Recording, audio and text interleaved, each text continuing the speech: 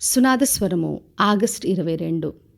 శక్తి లేని వానికి నీవు ఎంత సహాయం చేస్తివి, బలము లేని బాహువును ఎంత బాగుగా రక్షించితివి. యోబు గ్రంథము 26వ అధ్యాయము 2వ వచనం. యోబు ఈ మాటలు చెప్తున్నాడు. శక్తి లేని వానికి నువ్వు ఎంత సహాయం చేస్తివి, బలము లేని బాహువును ఎంత బాగా రక్షించితివి అని చెప్తున్నాడు. మన దేవుడు శక్తి లేని వారికి సహాయం చేస్తాడు. బలము లేని వారిని బలపరిచి వాళ్ళని రక్షించే దేవుడు. అదే ఈ రోజున మనకు వాగ్దానం చేస్తున్నాడు. మనం ఎంత శక్తి లేని స్థితి అయినా, ఎంత బలహీన స్థితిలో ఉన్నా ప్రభు మనకు సహాయం చేస్తాడు. జ్ఞానము లేని వారికి చక్కగా ఆలోచన చెప్తాడు. సంగతిని చక్కగా మనకు వివరించి అన్ని విషయాల్లో మనకు సహాయం చేసే దేవుడు. అందుకే యెషయా గ్రంథము 40వ అధ్యాయం 29-30 వచ్చి రాయబడి ఉంది. సొమ్మసిల్లిన వారికి బలమిచ్చువాడు ఆయనే, శక్తిహీనులకు బలాభివృద్ధి కలగచేయువాడు ఆయనే అని. మన దేవుడు సొమ్మసిల్లిన వారందరికీ ఆయన బలమునిస్తాడు. ఎవరైతే శక్తిహీనులుగా ఉంటారో వాళ్ళను ఆయన బలపరిచే ప్రభు. మరి ఆయన కొరకు కనిపెట్టే వారందరికీ ఆయన నూతన బలంనిస్తాడు. మరి ఆయన బలం ఇచ్చినప్పుడు పక్షిరాజు వలె రెక్కలు చాపి మనం పైకి ఎగురుతాం, అలయక పరుగెత్తుతాం, సొమ్మసిల్లక సాగిపోతాం.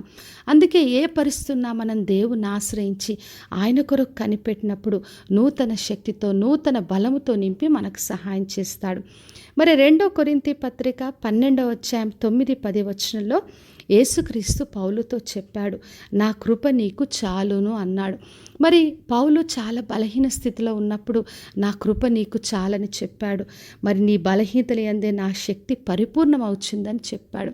మరి ఎప్పుడైతే మనం బలహీనంగా ఉంటామో అప్పుడు తన కృపతో నింపి మరి తన శక్తిని మనలో పరిపూర్ణంగా ఆయన నడిపించే దేవుడు.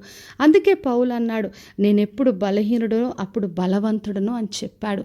కాబట్టి నా ప్రియ సహోదరి సహోదరా, మనం ఎటువంటి బలహీన స్థితిలో ఉన్నా, శక్తి లేకున్నా, ఎంత సొమ్మసిల్లినా, అలసిపోయినా మన ప్రభు మనకు సహాయం చేస్తాడు.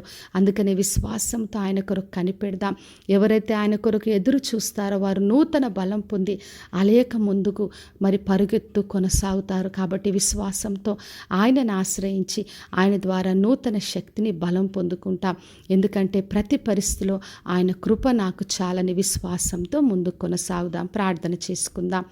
పరలోకమందున్న మా తండ్రి, మా దేవా, ఈరోజు ఇచ్చిన వాగ్దానం కొరకే వందనాలు తండ్రి. ఎవరైతే శక్తి లేకుండా బలహీనంగా ఉన్నారో ప్రభువా, వారందరికీ మీ శక్తిని, మీ బలమును అనుగ్రహించండి. వారికి మీరు సహాయం దయచేయండి. వారిని రక్షించి తండ్రి, వారు ధైర్యంతో ముందుకు కృపను దయచేయమని యేసు నామములో అడిగి వేడుకొంచున్నాను తండ్రి. ఆమెన్. ఈ శుభవచనము వినిచున్న ప్రతి ఒక్కరి జీవితంలో నెరవేర్చబడునుగాక. నేను మీ ప్రియ సహోదరి మంజులా చరణ్.